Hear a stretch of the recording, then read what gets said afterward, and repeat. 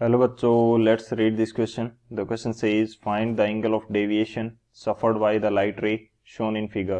The refractive index mu is equal to 1.5 for the prism material.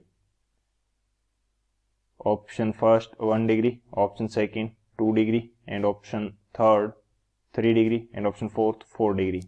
तो इस question के अंदर हमें एक प्रिज्म शो किया गया है जिसके लिए हमें लाइट रे के लिए angle of deviation find out करना है. बात करते हैं हम लोग की कंसेप्ट की यदि बात की जाए तो की कंसेप्ट हमारे पास क्या होगा इस क्वेश्चन के लिए. यहाँ पे हमें एक स्मॉल एंगल प्रिज्म दे रखा है तो उसके लिए एंगल ऑफ डेविएशन का जो फॉर्मूला होता है वो हम की कंसेप्ट के रूप में देखेंगे. Angle of deviation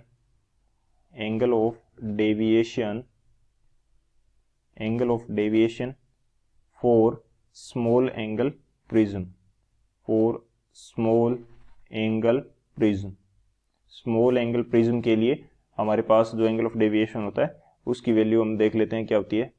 angle of deviation को हम रिप्रेजेंट करते हैं डेल्टा से और इसकी वैल्यू हमारे पास रहती है mu minus 1 into A. Mu is the refractive index and A हमारे पास क्या है, एंगल ऑफ प्रिज्म है. तो जस्ट हमें इस फॉर्मूला के अंदर वैल्यू पुट करनी है और हमारा आंसर आ जाएगा. तो बात करते हैं हम लोग सॉल्यूशन की यदि बात की जाए तो सॉल्यूशन क्या हो जाएगा, क्योंकि स्मॉल एंगल प्रिज्म के लिए जो होता है बेसिकली जो एंगल होता है प्रिज्म का वो बहुत कम होता है, 5 डिग्री से कम रहता है. यहाँ पे हमें 4 डिग्री दिया गया है तो इसके लिए डेविएशन एंगल भी हमें काफ़ी कम मिलता है. तो यहाँ पे हम डायरेक्ट फॉर्मूला की हेल्प से फाइंड आउट कर पाते हैं. तो डेल्टा की जो वैल्यू है वो क्या आएगी, म्यू माइनस 1. म्यू की वैल्यू क्या है 1.5 माइनस 1 इंटू ए की वैल्यू हमें क्वेश्चन के अंदर कितनी देर की है 4 डिग्री. ये हमें डायग्राम के अंदर शो किया गया है angle of prism 4 degree.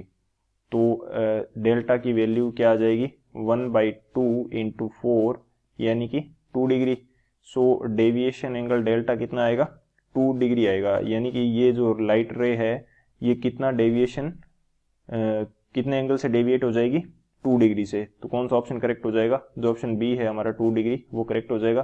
So option B is the final answer. I hope you understood it well. Best of luck. Thank you.